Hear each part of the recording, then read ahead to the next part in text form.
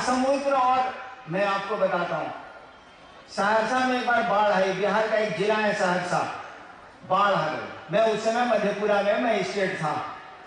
तो सरकार की सामग्री और सरकार की राहत पहुंचने में थोड़ा वक्त तो लगता ही है, इंतजाम करना पड़ेगा, तब जाके होता है। इस बीच में लोग क्या करते हैं आपको पता है, रेलवे लाइन पर लोग चले जाते हैं परिवार को लेके, ऊंची जगहों पे चले जाते हैं परिवार को लेके, चारों ओर पानी है और कुछ नहीं है।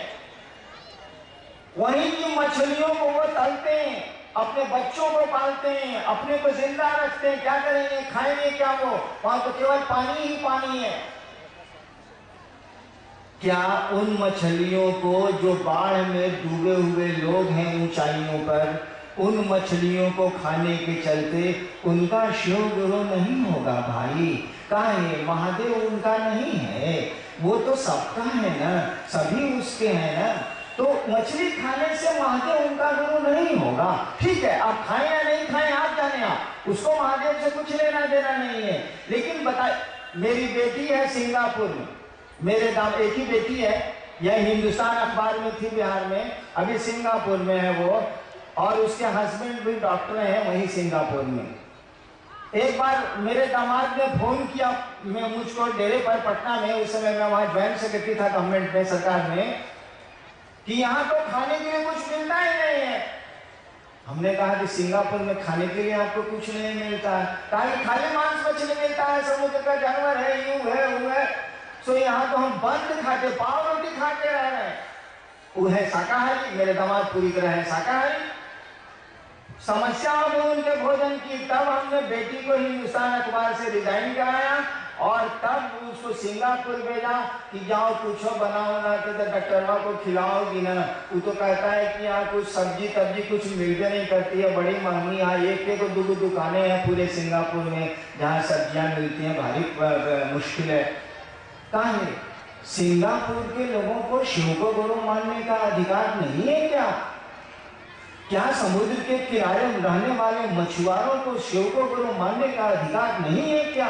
अरे बाघ भी उसी का है, गाय भी उसी की है, बैल भी उसी का है, बकरी भी उसी की है। तो जब शिव को गुरु बनाएंगे आप, तो इन नियमों को तो लागू कर ही नहीं सकते आप। और इसीलिए हम लोग कुछ नहीं बोलते हैं। हम लोग नहीं बोलते हैं कि मांस मछली खाएं आप, हम लोग नहीं बोलते हैं कि मांस मछली छोड़ें आप, हम लोग कुछ बोलते नहीं, कहते हैं कि जो मेडिकल साइंस कहता है सो करिए, आपको जो ठीक लगता है आपके शरीर के लिए जो ठीक है सो करिए, लेकिन 3 काम जरूर करिए। शिव को गुरु बनाइए और गुरु बना के उनको रखिए अपना गुरु, उनको प्रणाम करना सीखिए, उनसे दया मांगने की कोशिश करिए और शिव गुरु हैं इसकी चर्चा करिए। ये 3 काम करिए। बाकी आप बुझिए कि साग खाते हैं कि क्या करते हैं, वो आप कहें। एक बहन की जिज्ञासा साहब से, बहन संध्या रानी तंग की। सब लोग बोलते हैं कि आप 8 साल से 14 साल तक तपस्या किए, तो आप कब पढ़े और कलेक्टर के पद पर आए? कृपा कर। ये कौन सवाल भाई हो?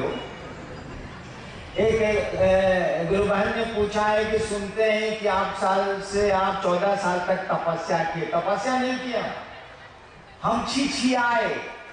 छिछियाना पूछते हैं ना, छुछुंदर छिछियाता है। हम तपस्या नहीं किए, दिन भर जो योग का साधना मिलता था हमको गुरु लोगों से, चाहे जोगी लोगों से, वो करते थे। रात भर मसान में जाकर के अंत संत करते थे। होता क्या है ना कि जैसे हम अभी राजरामपुर में कुछ दिन रह जाए तो लोगों से दोस्ती हो जाए, नहीं हो जाए? कुछ दिन हम रह जाएंगे तो लोगों से दोस्ती हो जाए, पहचान हो जाएगी, आना जाना शुरू हो जाए। तो 14 साल जो रात में मसान जाते थे वहां के लोगों से दोस्ती हो गई। वहां जो लोग रहता है वहां से दिखता नहीं है जल्दी, असम है बड़च्चक। ये हमको उतना बुझाता नहीं था, बचपन से थे, तो वहां के लोगों से दोस्ती हो गई। दिन में योग की साधना मैं करता था। हाँ, ये बात सही है कि मैं पढ़ता नहीं। बाप मेरे अफसर थे, कू हम पर कहते थे। मेरा एक छोटा भाई डीआईजी है अभी राजस्थान में, वो पढ़ाकू था। मेरी 2 सिस्टर है, सब पढ़ाकू अफसर है सब। हम थे एकदम भोचू, पढ़ने लिखने से कोई मतलब नहीं, मार झगड़ा ये वो, कहीं किसी को पीट देना, कभी किसी, रात भर मसान में रहिएगा तो करिएगा का, रात भर जगे हुए हैं आप मसान में तो भरे झगड़ा नहीं कीजिएगा, तो करिए दीजिए।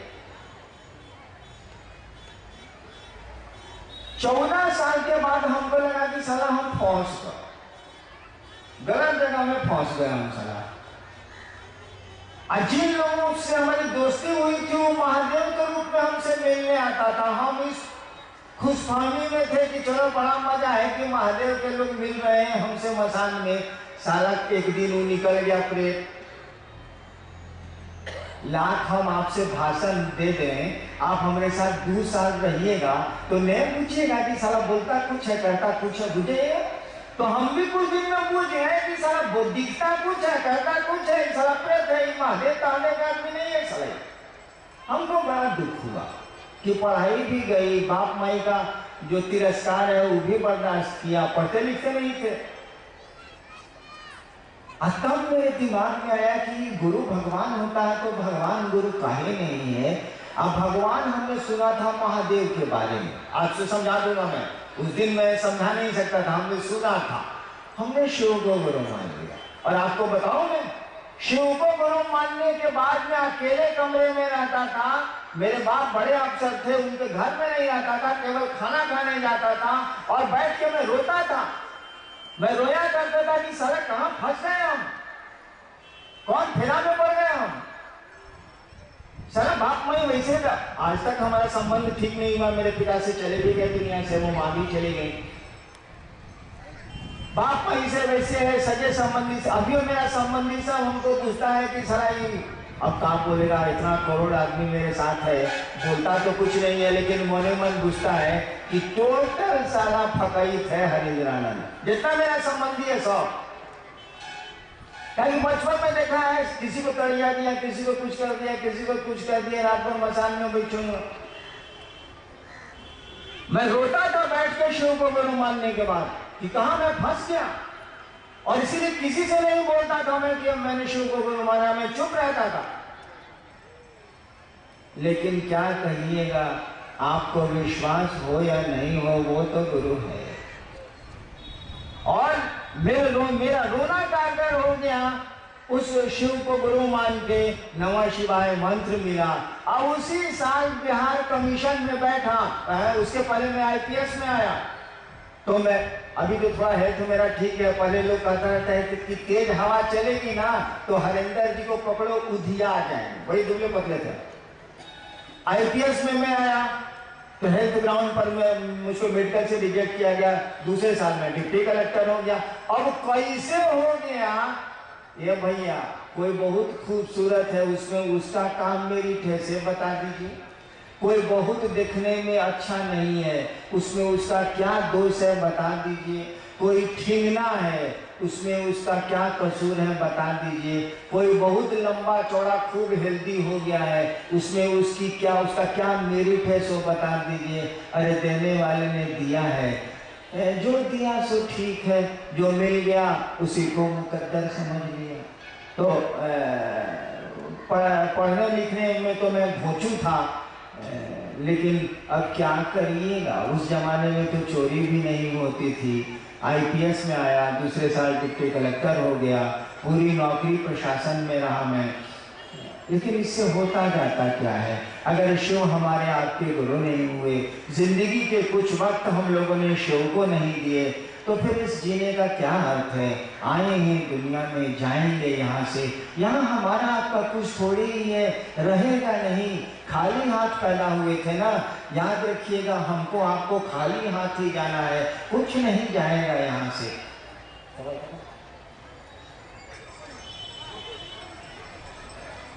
सुंदरगढ़ जिले के इस राज रामपुर, बड़ा मेहनत से बोले तो पड़े, राज रामपुर के इस फुटबॉल मैदान में मैं तो पहली बार आया और आपके दर्शन का सौभाग्य मुझको मिला, गुरु चर्चा करने का सौभाग्य मुझको मिला। फिर कभी आप बुलाएंगे तो मैं चेष्टा करूंगा कि जरूर आऊं। आप अभी बैठे, आप बताएं नहीं, फिर मुझको मौका मिलेगा तो मैं जरूर चेष्टा करूंगा कि आपके दर्शन करूं, आपके इलाके में आऊं। मैं महादेव का चेला हूँ, महादेव मेरे गुरु हैं, मैं शिव का शिष्य हूँ। फक्कड़ का चेला फक्कड़ होता है, महादेव को तो ऐसे भी लोग फक्कड़ कहते हैं। देने के लिए मेरे पास कुछ नहीं है, फिर भी आपको दिक्कतें हुई, आपको असुविधाएं हुई, आप हमारे इस महादेव के महोत्सव में आए। मैं अपने महादेव से ये प्रार्थना करता हूँ कि आपका जीवन सुखमय हो, शिवमय हो, आपके जो दुख हैं थोड़े कम हो जाएं, और शिव के शिष्य के रूप में मैं आपको बिना अधिकार ये आशीर्वाद भी देता हूँ कि आपका जीवन सुखमय हो, शिवमय हो, आप शिव के सचमुच में शिष्य बने, और आप सबों के चरणों में, जितने जहाँ तक मेरी आवाज़ जा रही है, आपके सबों के चरणों में मेरा प्रणाम है। आप मेरा प्रणाम स्वीकार करिए।